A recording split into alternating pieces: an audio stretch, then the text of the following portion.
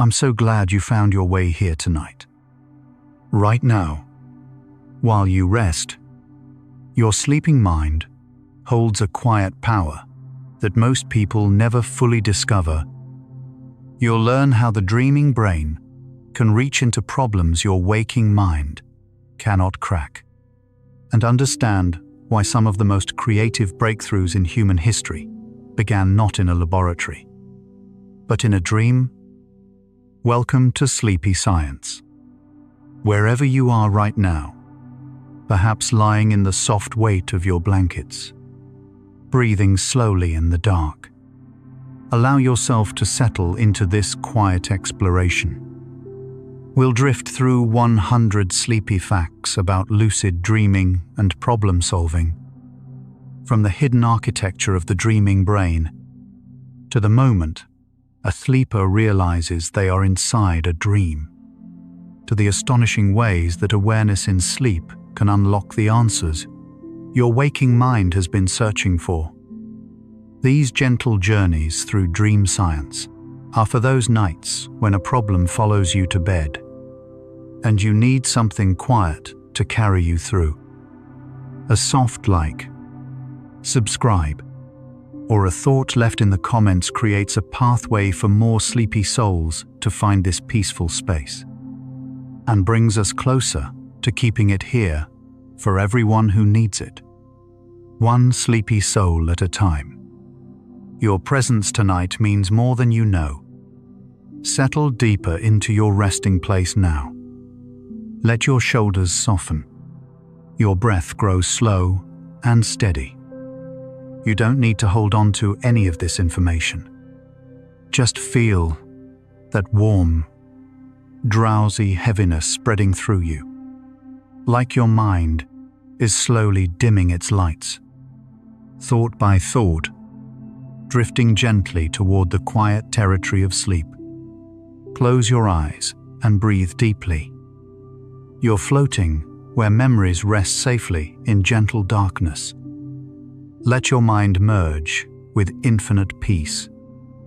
And now we begin. A lucid dream is a dream in which the dreamer becomes aware that they are dreaming. Most dreams carry us along like passengers, unaware of the nature of what is happening. But in a lucid dream, something shifts. A recognition surfaces. The dreamer thinks, with quiet certainty, I am dreaming right now.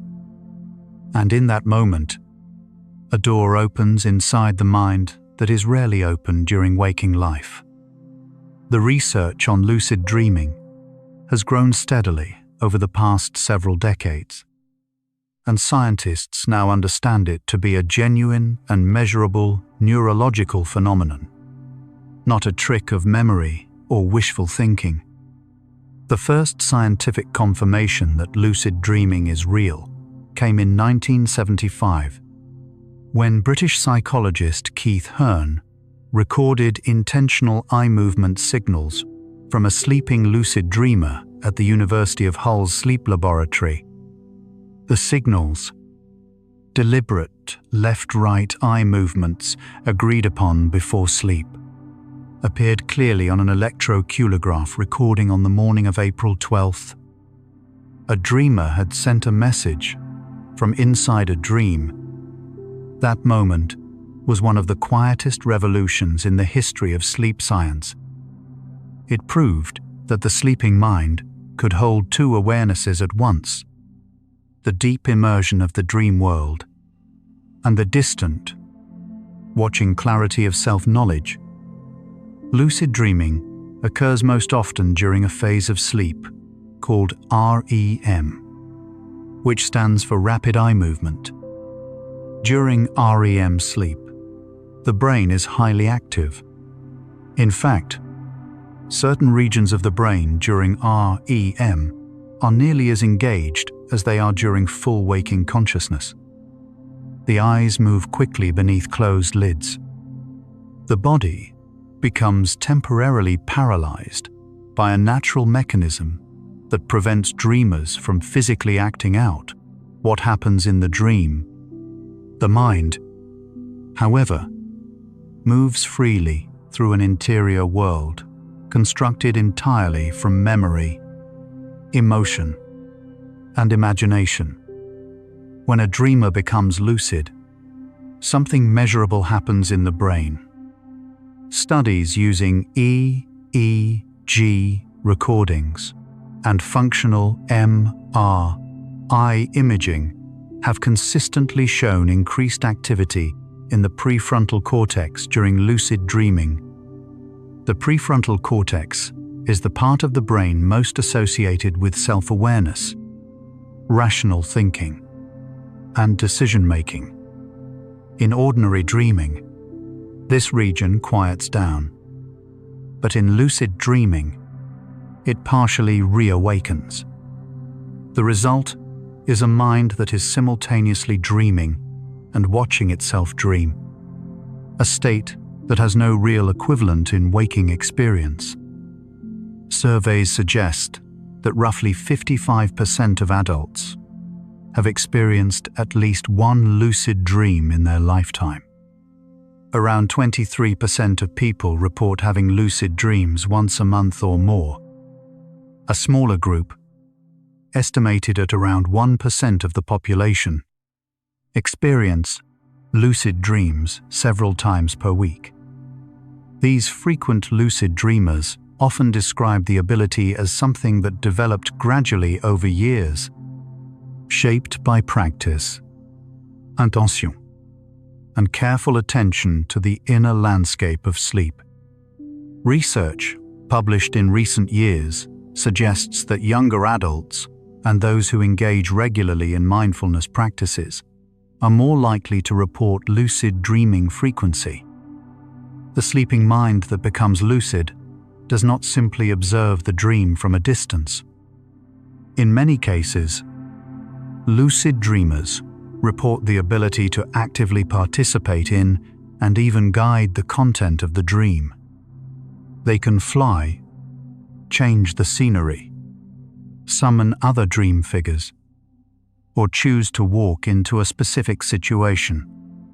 This is where the connection to problem solving begins to emerge. If the dreamer can choose what to explore inside the dream, then the dreaming mind becomes something more than a passive stage. It becomes a workspace, private, boundless, and free from the ordinary limitations of waking thought. The dreaming brain processes information differently from the waking brain. During REM sleep, the brain is flooded with acetylcholine, a neurotransmitter that promotes plasticity and associative thinking. The prefrontal cortex, which normally acts as a kind of internal editor in waking life, is less active during ordinary dreaming.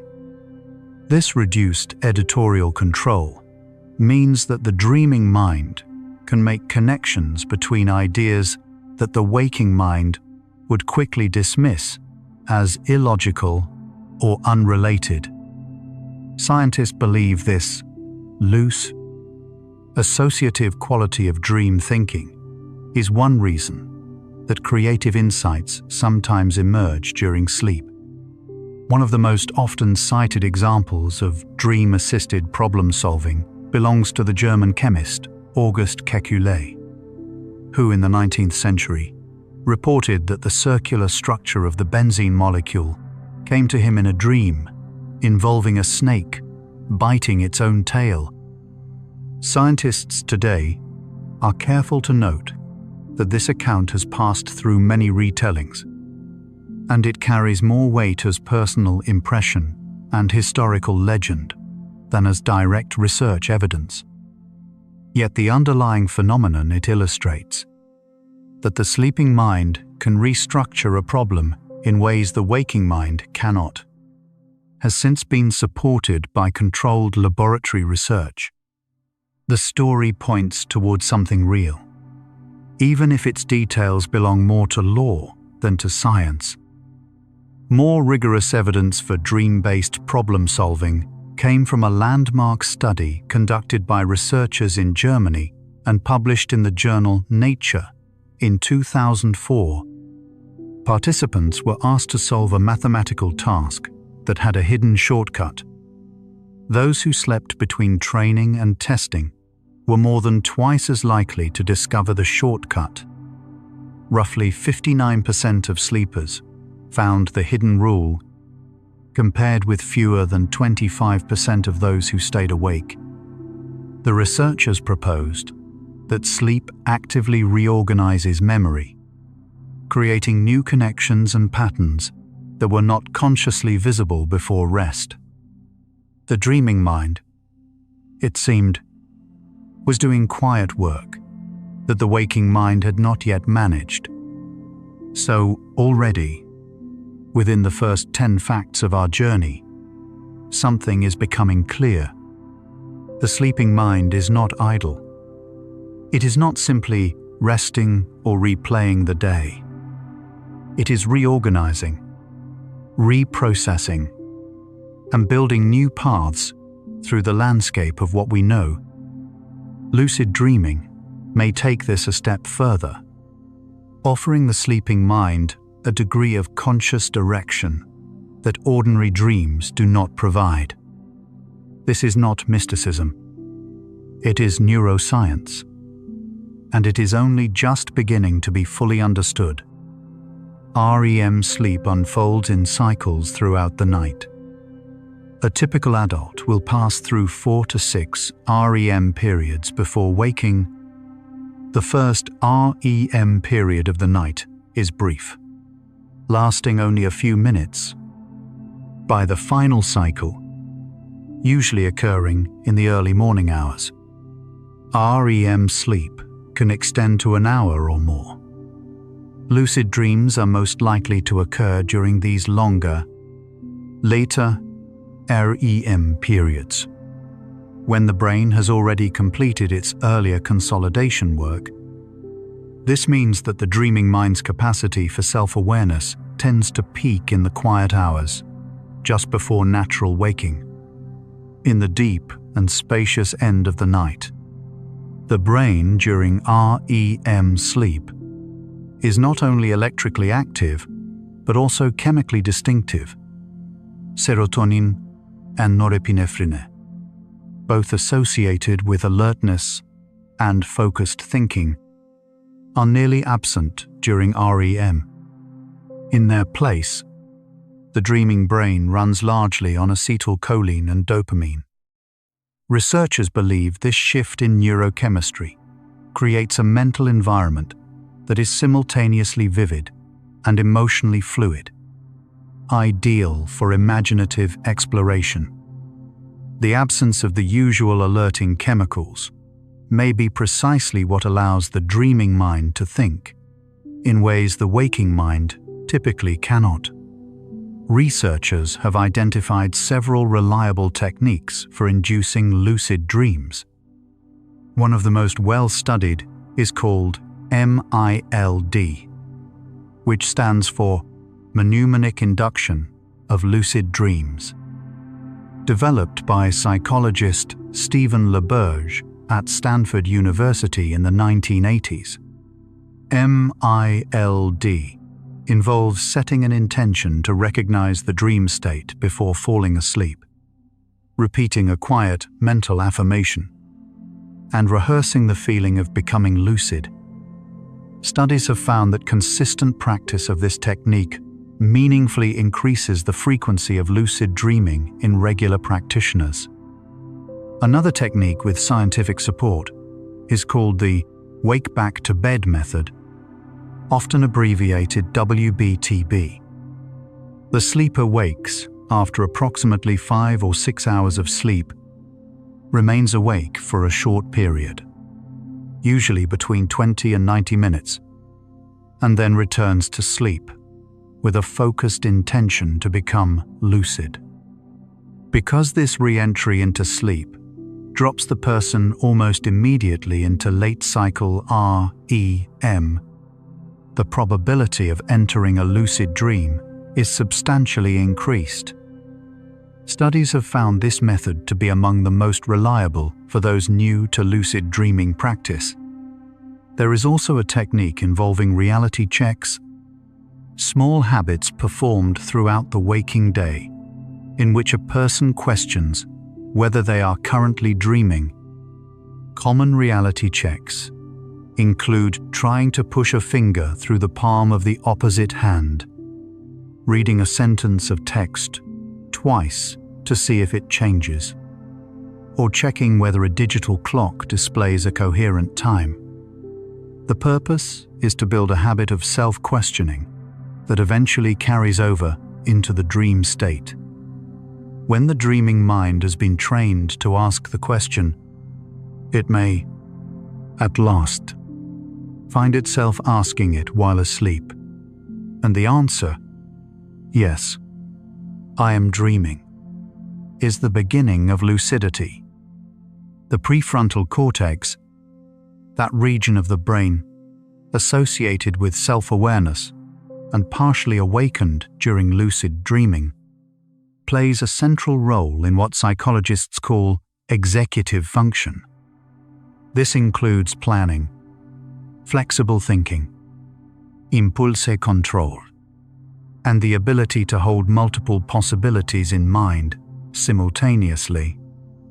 When this region partially reactivates during a lucid dream, the dreamer gains access to a form of thinking that is ordinarily reserved for waking life, yet is now embedded within the boundless, associative landscape of the dreaming mind.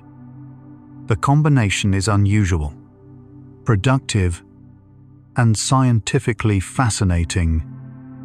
Neuroimaging researchers studying lucid dreaming have found consistent changes in brain connectivity at the moment lucidity begins. In particular, connections between the prefrontal cortex and regions involved in self-referential thought appear to strengthen in the instant a dreamer recognizes their dreaming state. These findings come from studies using both EEG and functional MRI on verified lucid dreamers in sleep laboratories. The brain in that moment briefly resembles its waking configuration while remaining entirely inside a dream. It is a state that is physiologically distinct from both ordinary dreaming and ordinary wakefulness, occupying a territory that science is still carefully mapping. One remarkable feature of the lucid dreaming state is that it allows the dreamer to engage with emotionally charged material in a way that feels genuinely safe. Within the dream, a person can approach fears, revisit memories, or explore scenarios that would be overwhelming in waking life. The dreamer knows, with some part of their awareness, that they are in a dream. This creates a kind of protective distance. Therapists and researchers have begun to explore whether this quality of lucid dreaming might make it useful not just for creative problem solving, but for working through emotional conflicts and difficult experiences.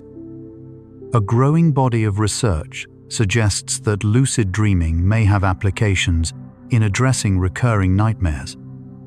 A therapeutic approach called image rehearsal therapy, already well established in clinical practice, involves consciously rehearsing a new, less distressing version of a nightmare during waking hours. Some researchers have proposed that lucid dreaming could take this a step further, allowing the dreamer to rewrite the nightmare in real time, from inside the dream itself. Preliminary studies in this area have shown promising results, particularly for individuals experiencing nightmare disorder, though larger trials are still ongoing. The question of whether lucid dreaming can be deliberately used for creative problem-solving rather than just stumbled upon by chance has become an increasingly active area of investigation. A study published in the journal Dreaming in 2021 found that participants who achieved lucidity during scheduled naps were more likely to generate novel approaches to open-ended creative tasks presented before sleep. The effect was not universal, but it was consistent enough to suggest that intentional lucid dreaming might be a trainable cognitive tool, one that could be applied specifically at the intersection of imagination and logic. Athletes have used the lucid dreaming state to mentally rehearse physical skills. A series of studies conducted over the past decade found that dreamed practice of motor tasks, particularly when the dreamer was lucid and consciously directing the rehearsal, produced measurable improvements in waking performance. This mirrors the well-documented benefits of mental imagery in sports psychology. But the dreaming version appears to be more vivid and neurologically engaging than simple daytime visualization, because the motor cortex is genuinely activated during REM sleep, creating a rehearsal that the body, in some measurable way, treats as real. There is a particularly quiet and intriguing phenomenon that researchers call dream incubation. This involves setting a specific intention before sleep, asking the dreaming mind to work on a particular problem, explore a particular question, or generate a particular kind of image. Dream incubation has roots going back thousands of years in various ancient cultures, but modern researchers have given it a more precise frame. Studies suggest that dream incubation is most effective when combined with lucid dreaming practice, because the lucid dreamer can actively guide the dream toward the intended territory, rather than simply hoping that the mind will arrive there on its own. Neuroscientist Matthew Walker, whose research at the University of California, Berkeley, has contributed significantly to popular understanding of sleep, has described REM sleep as the brain's own overnight therapy session. During this phase, the brain processes emotionally significant experiences in a neurochemical environment that is notably different from waking, with stress-related hormones at low ebb.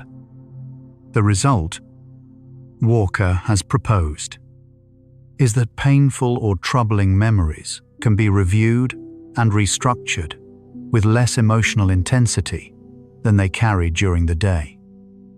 Lucid dreaming, if it allows the sleeper to consciously navigate this process, may offer a uniquely gentle form of self-directed emotional integration.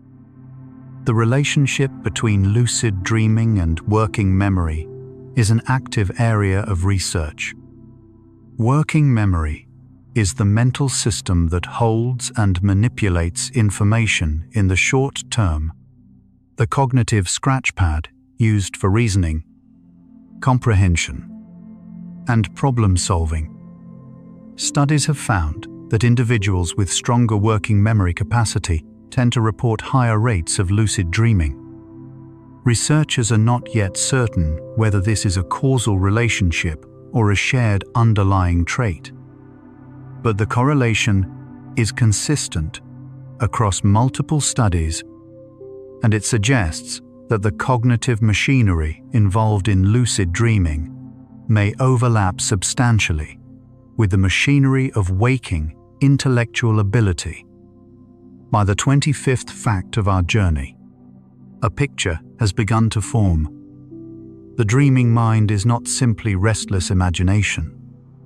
It is a reorganizing, associating, emotionally processing system. In its lucid form, can be partially directed by waking intention.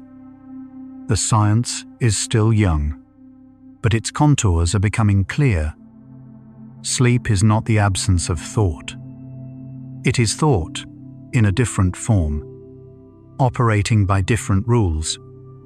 And those different rules may be exactly what is needed to solve the problems that waking logic cannot reach. That pattern will only deepen as we continue. Let's pause here and notice your body. As you breathe out slowly, appreciate each tiny cell inside. Trillions of organisms working in silence, heart beating, lungs breathing, brain thinking, all without your command. Notice the gentle sensations on your skin, in your muscles, along your spine. You are a complete ecosystem, diverse, self-balancing. Your dreaming mind is already at work. Even now, even in this quiet space between waking and sleep. Now we continue. The frequency of lucid dreaming appears to be influenced by personality traits. Research has found consistent associations between lucid dreaming frequency and higher scores on measures of openness to experience, a personality dimension linked to creativity, curiosity, and comfort with unusual ideas. Those who are naturally drawn to exploring the interior life, whether through meditation, art, writing, or philosophical reflection, tend to report more frequent lucid dreams. This suggests that lucid dreaming is not simply a biological accident, but is partly cultivated by the habits and dispositions of the waking mind. Meditation practice has a particularly well-documented relationship with lucid dreaming. Multiple studies have found that long-term meditators report significantly higher rates of lucid dreaming than non-meditators. Researchers believe this connection may arise from the shared cognitive skill underlying both practices, namely, the capacity for metacognitive awareness, the ability to observe one's own mental activity without being entirely absorbed by it. A meditator who has practiced watching thoughts arise and pass during waking hours may find it easier to achieve the same watching quality within a dream. The concept of metacognition, thinking about thinking, is central to understanding lucid dreaming. When a dreamer recognizes that they are dreaming, they are performing a metacognitive act inside a state that ordinarily suppresses metacognition entirely. This is why researchers consider lucid dreaming to be, from a cognitive science perspective, a genuinely unusual state of consciousness.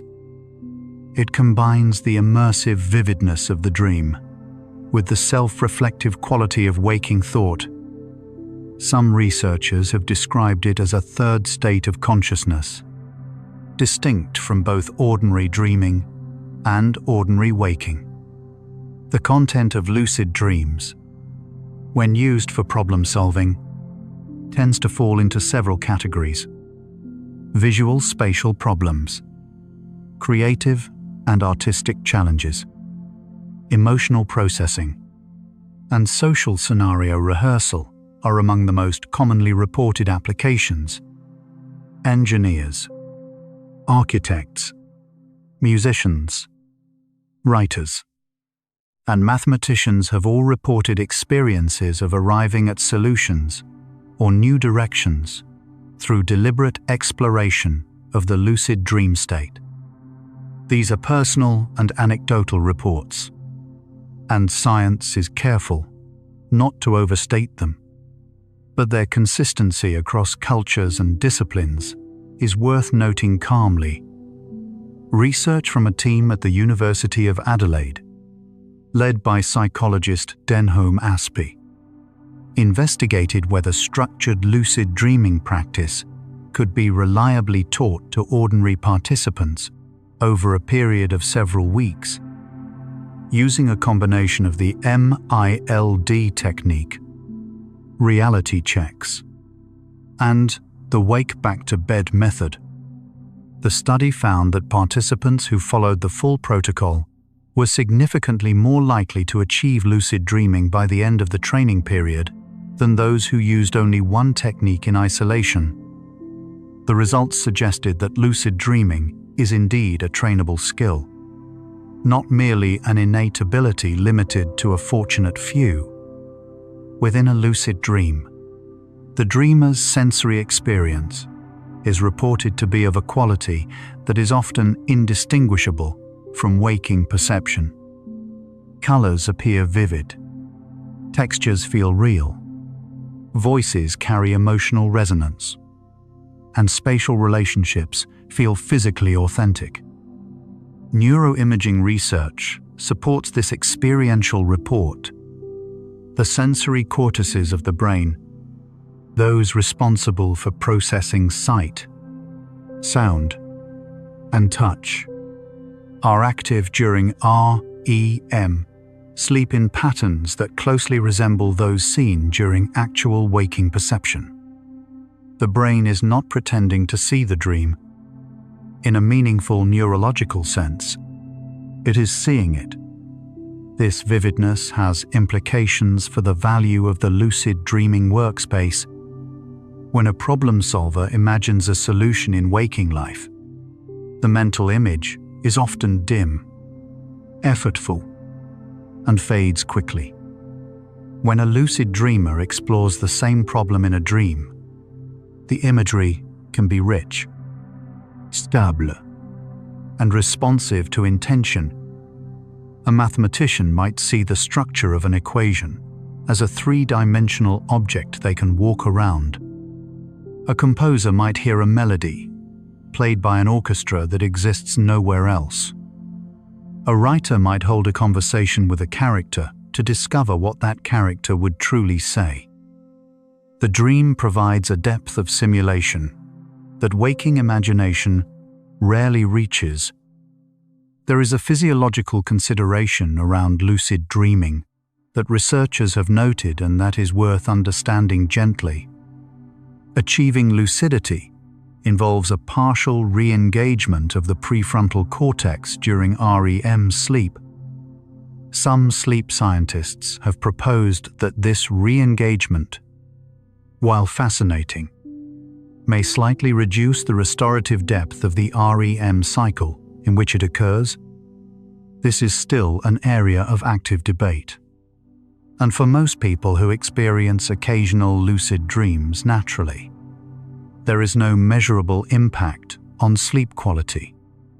For those who practice induction techniques very intensively, researchers suggest monitoring for any signs of fragmented rest.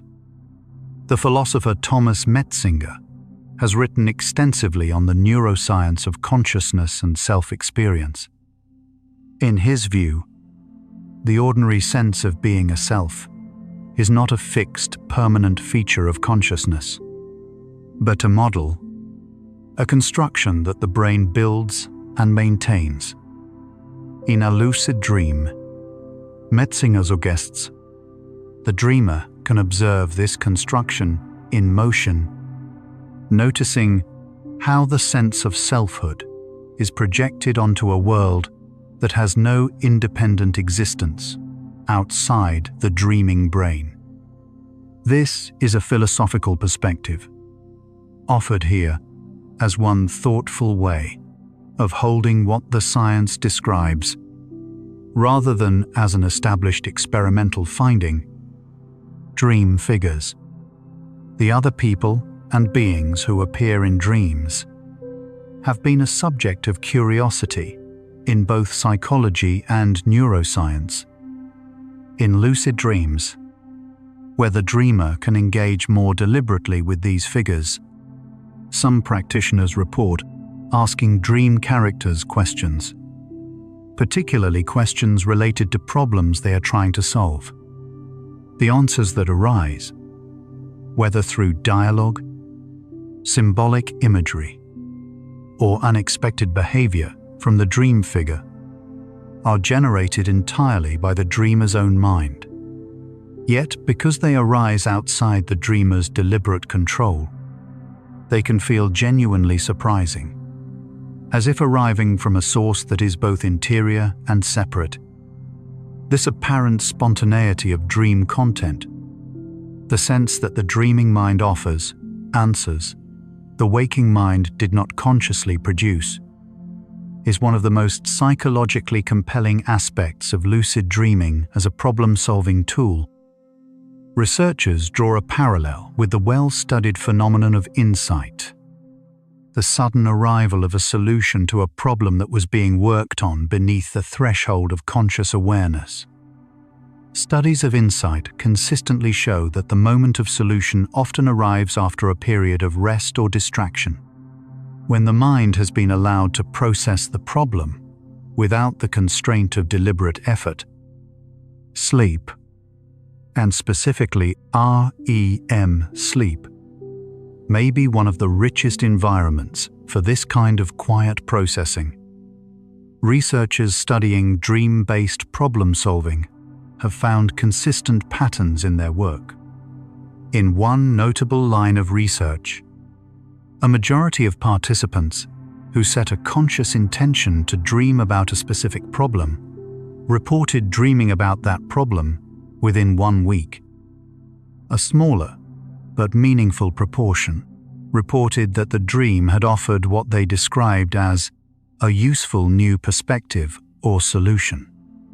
Findings in this area are carefully described in modest terms, given the subjective nature of self-report, but the consistency of the pattern across diverse participants, across multiple studies, has been striking enough to warrant continued investigation. The brain's default mode network, a set of interconnected regions that becomes active during mind-wandering, daydreaming, and self-referential thought, is particularly engaged during REM sleep.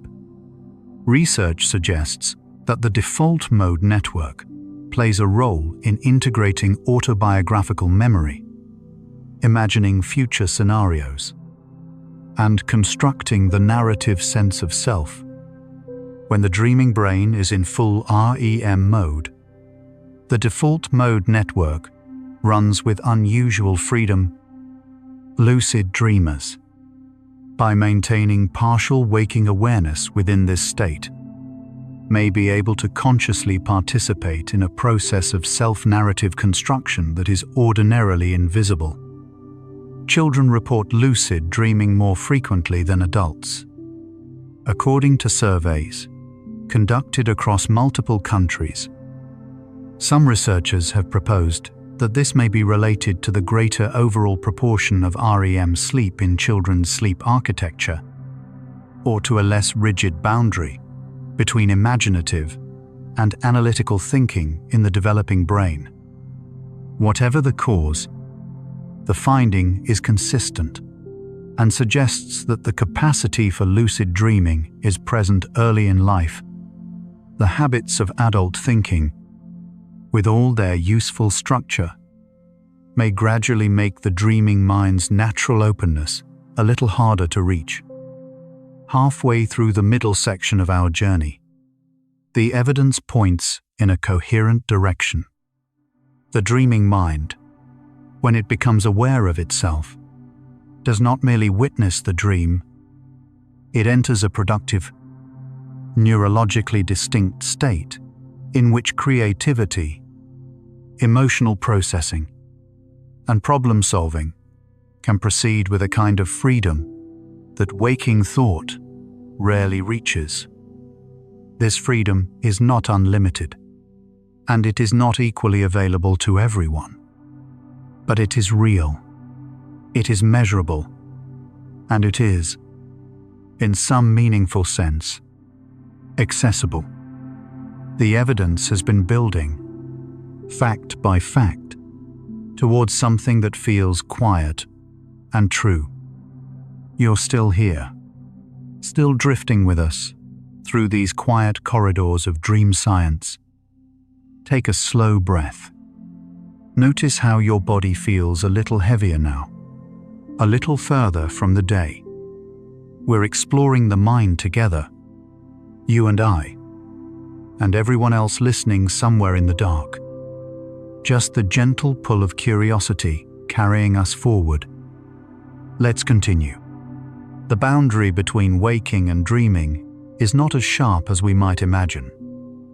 Researchers have identified a transitional state called hypnagogia, the period between wakefulness and sleep, characterized by vivid, fleeting images, sounds, and sensations that arise as the brain begins its descent towards sleep. Some of the most reported experiences of creative insight tied to sleep occur in this hypnagogic state. The inventor Thomas Edison reportedly napped deliberately in a chair holding steel balls in his hands, so that as he drifted off and the balls fell, the noise would wake him just in time to capture whatever imagery had surfaced at the edge of sleep. A research group at the Paris Brain Institute published a study in 2021 examining whether the hypnagogic state, specifically the earliest moments of sleep onset, could be used as a deliberate tool for creative problem solving, using a technique that involved waking participants at precisely the right moment in their sleep transition. They found that participants who entered this threshold state were significantly more likely to generate creative solutions to abstract mathematical and verbal tasks than those who stayed fully awake or slept more deeply. The findings pointed to a narrow but productive window at the edge of sleep, where the brain's problem-solving capacity reaches an unusual peak. The concept of sleep-dependent memory consolidation is now well established in neuroscience. During sleep, the hippocampus, which temporarily stores new information during the day, gradually transfers that information to the cortex for long-term storage. This process happens in stages across the night, with REM, sleep, playing a particular role in consolidating procedural and emotional memories. What is less widely appreciated is that this consolidation process is not simply a transfer, it is a reorganization. Memories are not stored as exact copies. They are woven into existing knowledge structures in ways that create new associations. These new associations, formed during sleep, are believed to be a primary mechanism through which sleep enhances creative thinking. When two pieces of information that seemed unrelated during the day are stored in proximity to each other during sleep-dependent consolidation, the waking mind may encounter them together in a way that produces a genuinely new idea. The dreaming mind may be the place where this proximity first becomes experientially visible. A lucid dreamer who explores their dream landscape may, in a very real sense, to be walking through a reorganized map of their own memory. The question of whether lucid dreaming can be used to accelerate learning is one that researchers are beginning to explore in a more systematic way. Motor skills in particular have attracted attention. Some recent work has examined whether musicians and athletes who rehearsed specific physical challenges during lucid dreams showed greater improvement than those who only practiced physically or used waking mental imagery. Preliminary findings in this direction suggest that dreamed motor rehearsal in a lucid state may produce a measurable benefit that neither approach fully replicates alone. These findings are early, and researchers themselves have called for careful replication. But the direction is thoughtful and worth following. Some of the most compelling accounts of problem-solving through lucid dreaming come from the domain of visual arts and design. Artists have described entering lucid dreams to explore color combinations, spatial relationships, or compositional structures that they had been struggling to resolve while awake. Because the dreaming mind can generate imagery with a richness and spontaneity that deliberate imagination cannot match. These explorations sometimes yield directions that feel genuinely new rather than simply recombined from existing influences. These are personal accounts rather than experimental findings, and they deserve the gentle caution of that framing. A quieter and perhaps more broadly applicable use of lucid dreaming for problem solving involves emotional reframing. Many problems that feel intellectually difficult during waking hours are, on closer examination, shaped by emotional resistance rather than genuine cognitive limitation. Fear of failure, attachment to a particular outcome, or unprocessed anxiety can all prevent the mind from seeing a problem clearly. In a lucid dream, where emotional states can be observed and sometimes deliberately softened, the dreamer may find it possible to approach the same problem with a different feeling, and in doing so, see new paths that had been hidden. The practice of what some researchers call lucid dream rehearsal has been studied in the context of social anxiety. In this approach, a person who experiences anxiety in specific social situations uses a lucid dream to rehearse those situations with a deliberate sense of calm and ease. Unlike daytime mental rehearsal, which can be disrupted by the same anxiety it is trying to address, the lucid dream environment may provide enough distance from the emotional trigger to allow a more open and exploratory practice. Clinical work in this area is still in early stages, but the theoretical grounding is solid and the anecdotal support is consistent. There is an interesting quality at the heart of lucid dreaming and problem solving. The state is most useful for open, exploratory, associative thinking, the kind that generates new possibilities and unexpected connections.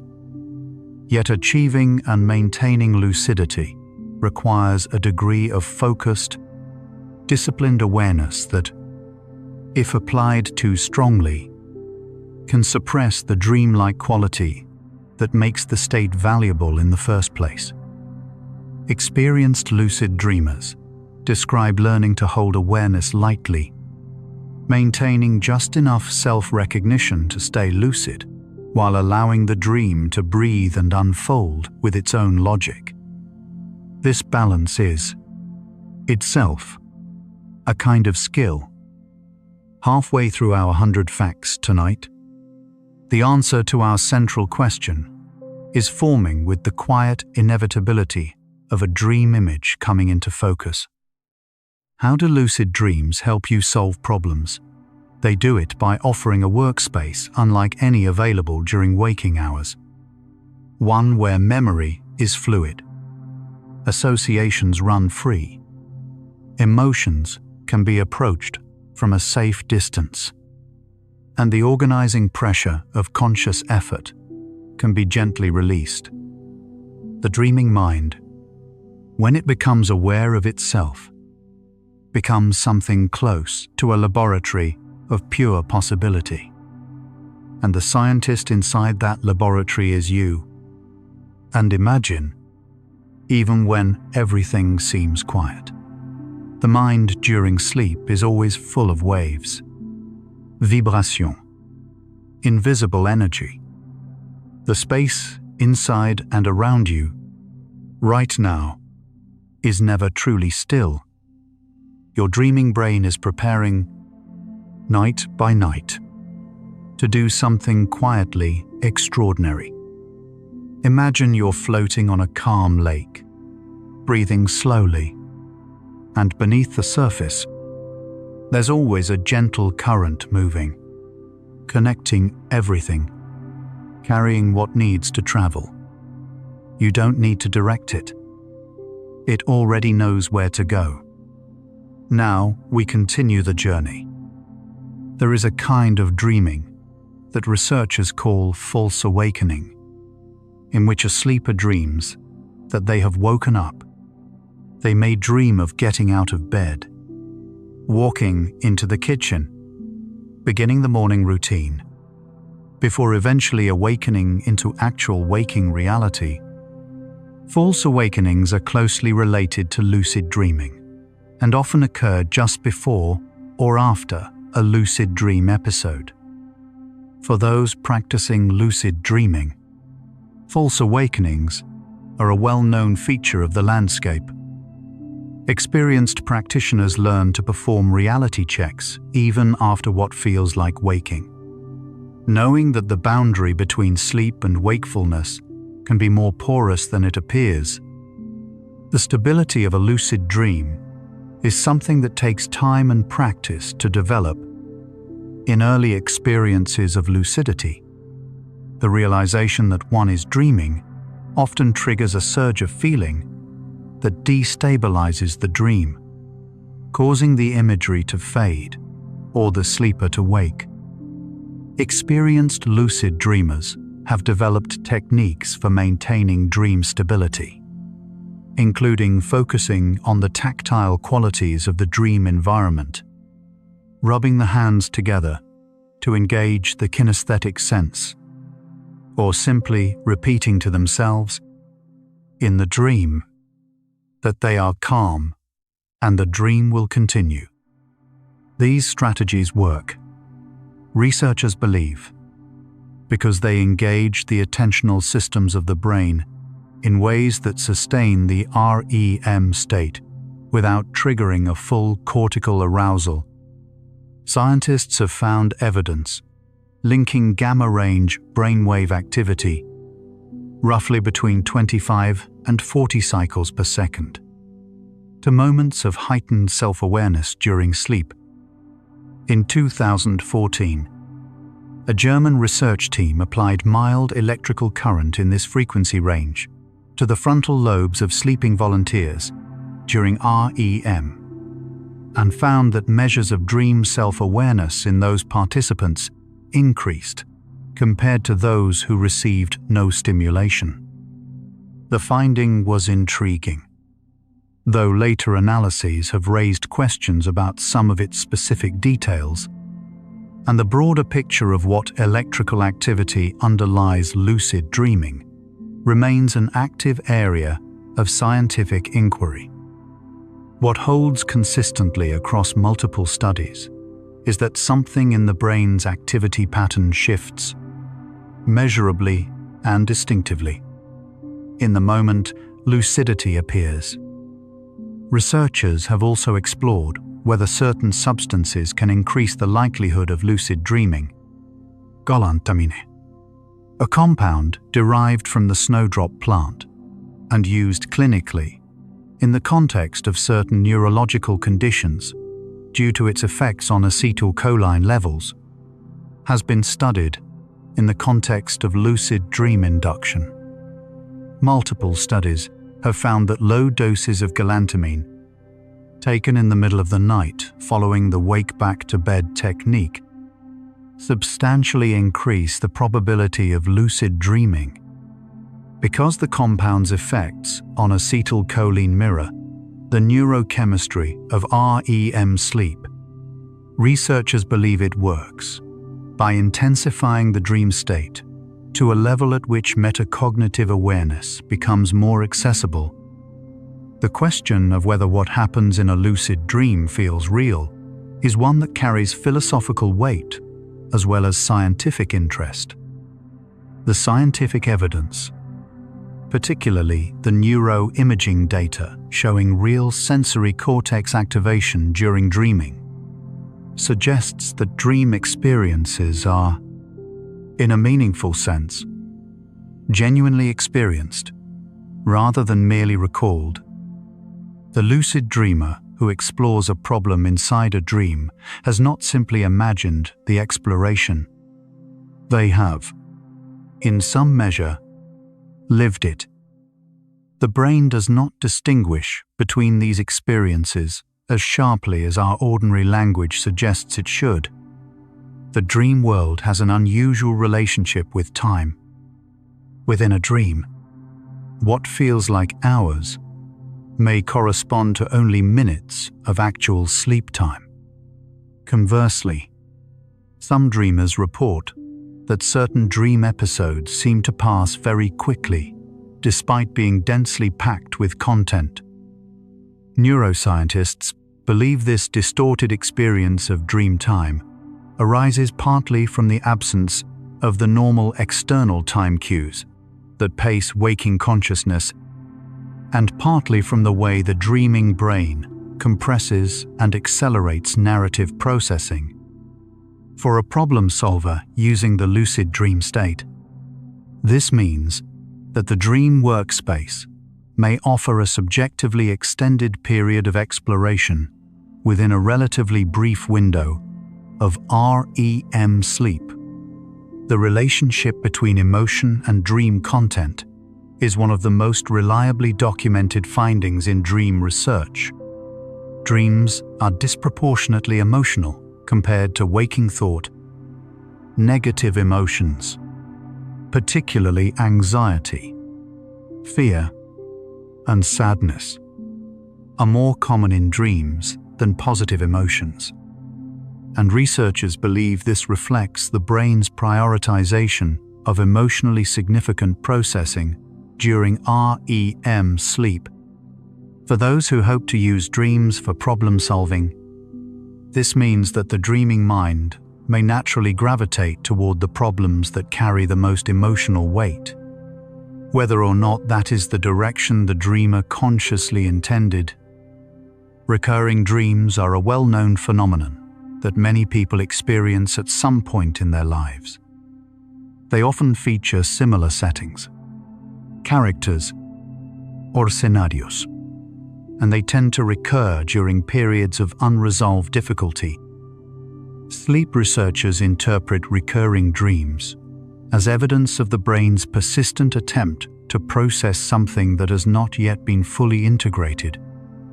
In this light, a recurring dream is less a mystery than a signal. Something in the dreamer's inner life is asking for attention. A lucid dreamer who recognizes a recurring dream in progress and chooses to engage with it deliberately, rather than being carried along by its familiar arc, may find access to the unresolved material it represents.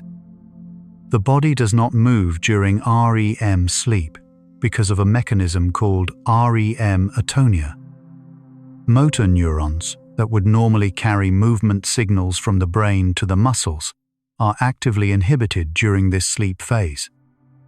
This is why people do not generally act out their dreams physically. The exception is a condition called REM sleep behavior disorder, in which this inhibitory mechanism fails, and the sleeper does physically enact dream movements. For healthy sleepers, however, REM atonia is a protective feature that keeps the body safe and still while the mind travels freely through whatever landscape the night has prepared. The connection between lucid dreaming and creativity has been explored not only in laboratory settings, but through the self-reports of creative professionals across many fields. Surveys conducted with artists, writers, musicians, and designers consistently find a higher than average reported frequency of lucid dreaming in these groups. It is difficult to determine whether creativity leads to lucid dreaming, whether lucid dreaming enhances creativity, or whether some shared underlying trait gives rise to both. But the association is consistent, and it adds to the accumulating sense that the lucid dreaming state and the creative state share important cognitive territory. Children's dreams differ from adult dreams in ways that are developmentally revealing.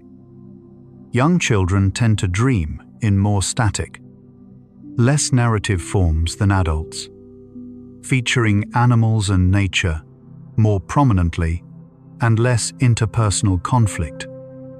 As children grow into adolescence, their dreams become more complex, more narrative, and more emotionally charged, mirroring the development of the social and emotional brain during this period. By adulthood, the dream world has become a fully personalized inner landscape shaped by years of experience, relationship, and accumulated concern. The problems that dream solving might address are, by then, deeply interwoven with the texture of a life. Tibetan Buddhist tradition contains a practice called dream yoga, which involves using the state of dreaming as a vehicle for meditative exploration and self-knowledge. This tradition, which is centuries old, anticipates many of the cognitive features of lucid dreaming that Western science has only recently described. Dream yoga practitioners are trained to recognize the dreaming state, maintain awareness within it, and use the insights generated there as material for contemplative work during waking hours. Researchers studying the neurological basis of meditation and consciousness have found this tradition to be a rich source of thoughtful questions. Even if its broader claims reach well beyond what neuroscience can yet verify. The concept of directed dreaming, in which the sleeper uses intention, both before sleep and within the lucid dream, to explore a specific question or territory, has found support in both cognitive science and clinical psychology. Directed dreaming is not simply willful thinking inside a dream. It is a subtle practice of suggestion and openness, setting a direction while allowing the dreaming mind to determine the path. Researchers describe it as planting a seed and trusting the soil. The dreamer holds the question lightly, without demanding an answer, and waits to see what the dreaming mind will grow from it. Sleep architecture changes across the adult lifespan in ways that have implications for lucid dreaming. As people age, the proportion of REM sleep in the overall sleep cycle tends to decrease. Slow-wave deep sleep also diminishes. This means that older adults spend less of their sleep time in the conditions most favorable to lucid dreaming. Conversely, adolescents and young adults, who have the highest proportion of REM sleep, are also in the developmental period when the brain is most plastic and most open to new kinds of experience, making it perhaps not coincidental that vivid and remembered dreaming is most common in those years. The neuroscience of insight, the sudden arrival of a solution that was not consciously reached, has revealed a consistent pattern. In the moments just before an insight arrives, there is often a brief period of mental quieting, where the deliberate, analytical systems of the prefrontal cortex temporarily reduce their activity. Then, a burst of activity in temporal regions of the brain announces the arrival of a new connection. This sequence, quiet, followed by illumination, is familiar to many creative people who describe their best ideas arriving not when they were trying hardest to think, but when they had stopped trying and allowed the mind to rest. Sleep is perhaps the most complete version of that rest. In addition to problem solving, lucid dreaming has been explored as a potential tool for grief processing. Loss, particularly recent and significant loss, tends to be prominently represented in dream content. Some bereaved individuals report dreams of the person they have lost that feel comforting and real. Researchers note that these experiences appear to be a normal and often helpful part of the grieving process. The possibility of consciously engaging with such a dream, if it arises, is something that grief counselors have begun to explore in conversation with their clients, always with careful attention to each person's unique readiness and emotional state. The relationship between daytime cognitive activity and nighttime dream content is sometimes called the day residue effect. Studies have confirmed that the content of the previous day's experiences, particularly those that were emotionally significant or cognitively unfinished, tends to appear in that night's dreams. This means that the problems a person was working on during the day are likely to find their way into that night's dream content. A lucid dreamer, knowing this, can actively prepare the dream for specific exploration by working on the problem with full attention in the hours before sleep. Some researchers have described lucid dreaming as a natural form of self-directed processing, noting that the dreaming mind's capacity for creative reframing and emotional exploration can be accessed without any external intervention. The dreamer is their own guide, their own narrator, and their own audience. The problems they bring to the dream are processed by a mind that knows them intimately, has access to their entire history of experience, and is free, at least temporarily, from the social pressures and self-censorship that constrain waking self-expression. This is a poetic observation as much as a scientific one, and it should be held with that understanding. The sense of agency inside a lucid dream, the feeling that the dreamer can direct and choose within the dream, varies considerably from person to person and from dream to dream. Some lucid dreamers report near complete freedom of action. Others find that their attempts to change the dream are met with a kind of quiet resistance, that the dream has its own momentum that gently pushes back against deliberate alteration. Researchers believe this variability reflects differences in the degree of prefrontal re-engagement during the lucid episode, as well as the emotional intensity of the dream content, which can carry the dreamer along when it is sufficiently strong. There is a careful body of accounts collected by dream researchers describing instances in which lucid dreams appear to have produced genuine insights relevant to the dreamer's waking life.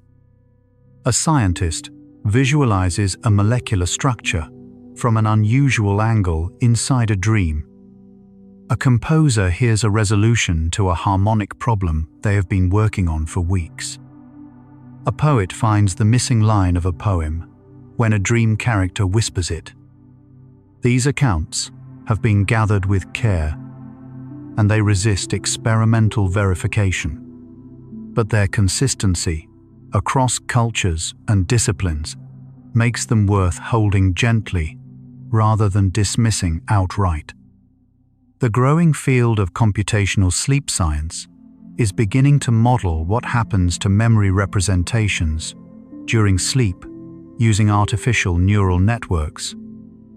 These models have shown that networks trained on large amounts of data can spontaneously generate recombinations of that data when run in modes that reduce input from external signals and increase connectivity between nodes, mimicking something of what REM processing does biologically.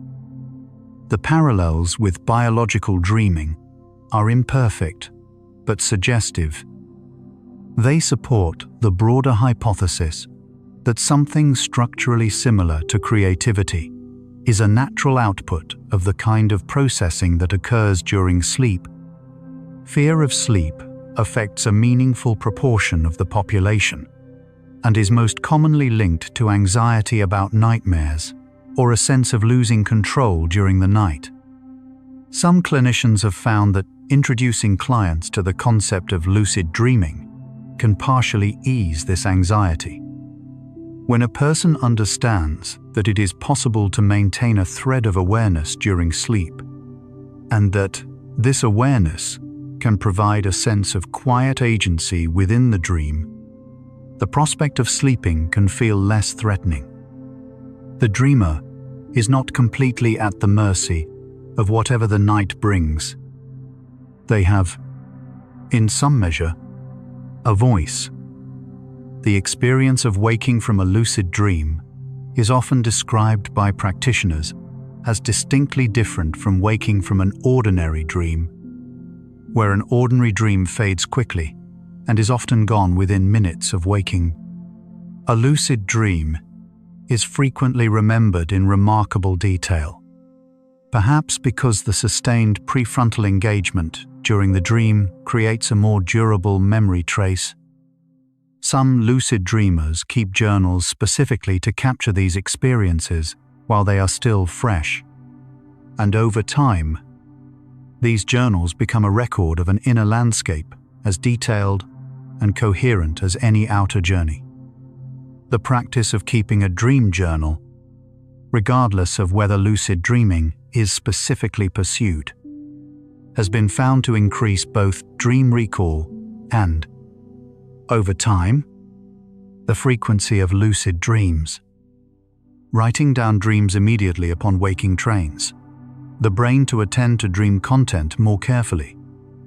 This attention, practiced consistently, appears to gradually raise the threshold of dream awareness, making it more likely that the dreaming mind will notice its own dreaming.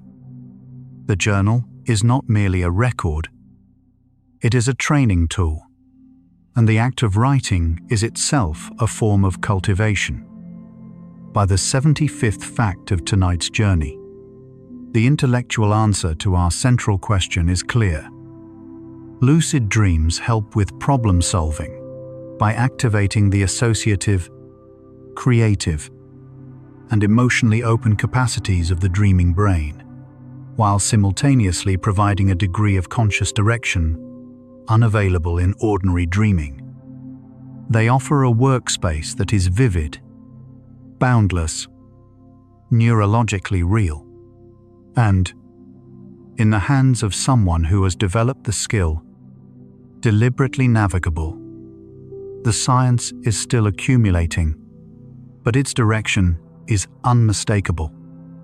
The dreaming mind that knows itself is one of the most quietly productive tools available to the human intellect. You might be feeling tired now. That's perfectly fine. Breathe slowly. Feel the cycles. Your sleep tonight will move through its own quiet orbits, each cycle carrying you a little deeper, like your breath. Inhaler, exhale. Inhaler, exhale. A small rhythm within a much larger one. Your dreaming mind already knows what to do with everything you have learned tonight. You don't need to hold on to any of it. Let everything unfold in its perfect order, like the mind quietly settling into its deepest work, unhurried, unresisting, simply existing. We're almost there now. The dreaming mind is a kind of archive.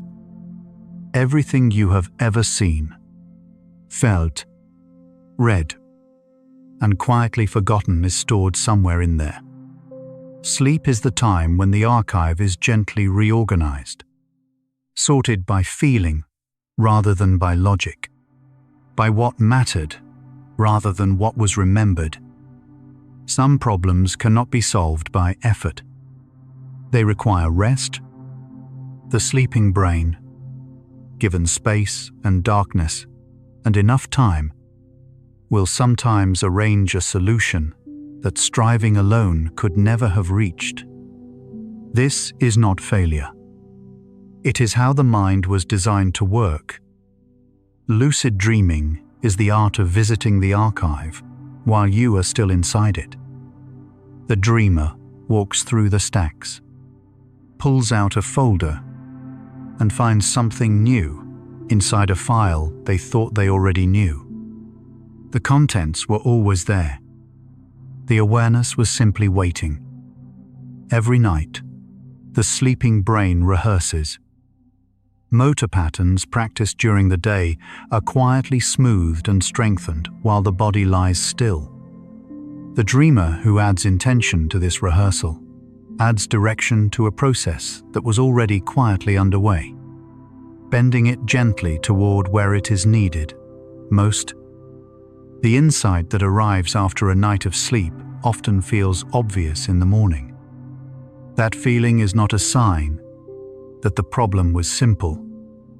It is a sign that the mind, during sleep, has reorganized what it knew until the solution fit naturally into what remained. The night did the work.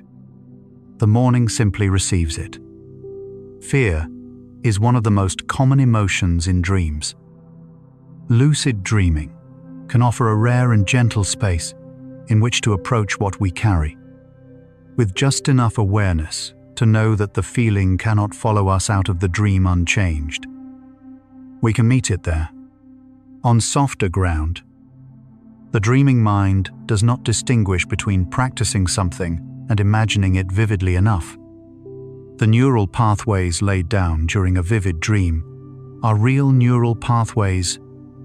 The athlete who practices in a dream is practicing in a body that is listening, even in the dark. There are problems that yield to reason, and problems that yield only to image.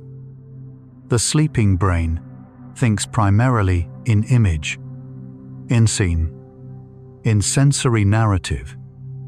Some of what we need to understand was never meant to arrive in words at all. Creativity is not the production of something entirely new. It is the unexpected connection between things that already exist.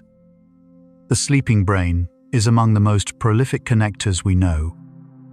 Every dream is, in some sense, a creative act performed on our behalf while we rest. The practice of holding a question in mind before sleep and listening for something in the morning is older than science. The science has now given it a name, a mechanism, and a growing body of evidence. But the practice itself is ancient, and perhaps, for that reason, worth trusting.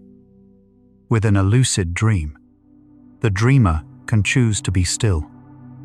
They can stop moving through the dream, settle into it, and simply wait.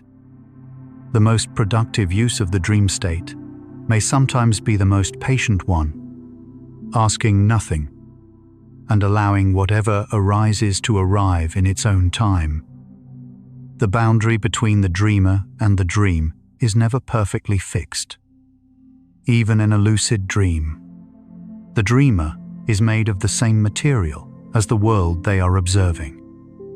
Every figure who appears is, in some sense, the dreamer. Every answer that comes from the dream comes from within. There is no outside to reach for. Your brain creates entire worlds while you sleep. Every night, during REM sleep, your mind constructs experiences from memory, feeling, and the quiet residue of the day. Characters appear, landscapes open, and questions take forms they would never take while you were awake. The sleeping brain is not resting. It is building something it will carry, invisibly, into the light. Some of the most useful things that arise from sleep-based problem solving are not solutions. They are reframings.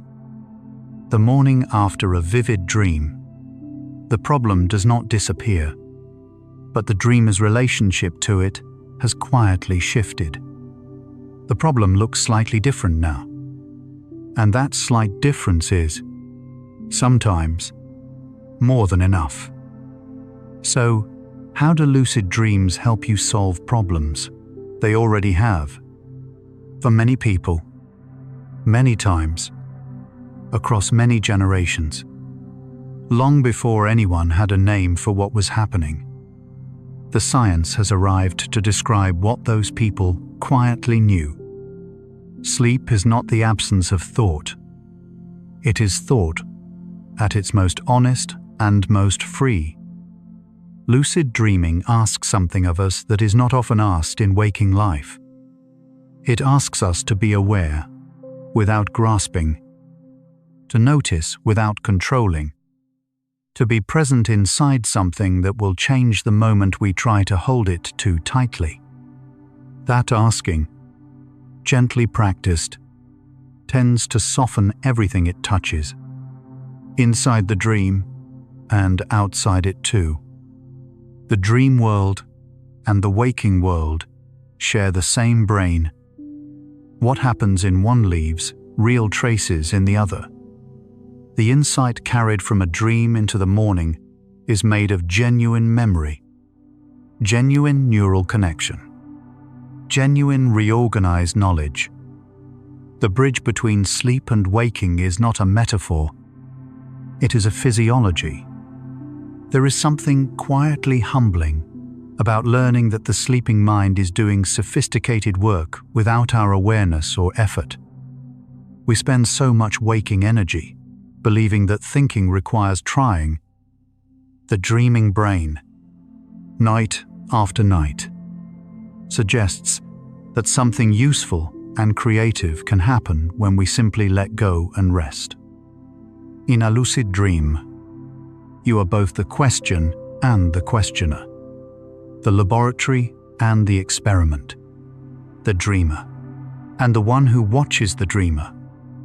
There is no other space quite like it in all of human experience. It is ordinary sleep, made quietly extraordinary by a single moment of recognition. The last fact of our journey tonight is also its simplest. The dreaming mind tends to you every night. Without being asked, it processes your fears, rehearses your hopes, and works quietly on the questions you have not yet solved. You do not need to understand it fully for it to help you. You only need to sleep. And so, our quiet journey through lucid dreaming and the science of dream-based problem-solving comes gently to a close. We began with the moment of recognition, that luminous instant in which a sleeper knows they are dreaming, when the prefrontal cortex stirs back to life and a door opens inside the mind. We moved through the reorganizing power of REM sleep, through the 59% who found a hidden shortcut after a night of rest, through the athletes rehearsing in dreams, and the artists discovering what they could not see while awake. We discovered along the way that the dreaming mind is not merely decorative, it is functional, productive, and in its lucid form, accessible to conscious intention. From the first small fact that a dreamer can know they are dreaming, to the last, that the sleeping mind tends to us without being asked, we have glimpsed something worth carrying gently into the night. The dreaming mind reminds us that the self is larger than what fits inside a waking hour. Much of the thinking that shapes who we are and how we move through the world happens not in the clear light of deliberate effort, but in the soft, associative, image-making dark of sleep. The dream does not ask permission to help us. It only asks that we sleep in these final minutes. take the deepest breath you can. As deep as possible, think about unity, about the way every night of your life, the same ancient brain, running on the same ancient chemistry, has quietly been doing this work. Think about the dreaming mind as something that does not begin when you fall asleep and end when you wake. It is always there, beneath the surface, weaving together what the day has left behind. Let your entire being dissolve into that gentle darkness, into the soft weight of the bed, into the waiting quiet of the mind that is already preparing to dream. Prepare for deep sleep. No boundaries left. Only peace. If tonight's journey through the science of lucid dreaming helped you rest more peacefully, or left you a little more curious about your own sleeping mind, a quiet like or subscribe might help another restless soul find their way here too. One gentle tap, one more sleepy soul who discovers they don't have to face the dark alone. But there is no need to do anything now. Nothing at all. You have traveled far tonight, through the architecture of REM, through the laboratories where dreamers sent signals from inside sleep, through the quiet interior of a mind that knows, even while sleeping, that it is awake. You can allow these thoughts of lucid dreaming to fade now, like the last image of a dream as morning approaches. Present, then softer, then simply part of everything, leaving only the calm behind. Let your breathing deepen. Let your body feel heavier, as if something vast and gentle has found you here in your bed, and is simply holding you. If sleep comes, let it carry you the way a dream carries its dreamer. Not falling, not pushed, but arriving smoothly, gently, into a realm where time and weight no longer matter. If your eyes are still open, the next video is waiting for you. I'm ready to continue the journey. But if they are closed, well, stay there. Stay in the darkness that feels safe and warm. Tomorrow, the dreaming mind will still be there, still tending, still weaving, still becoming. But tonight belongs to stillness. Rest well, sleepy soul. And remember, somewhere inside your sleeping mind, an answer is already forming. Good night.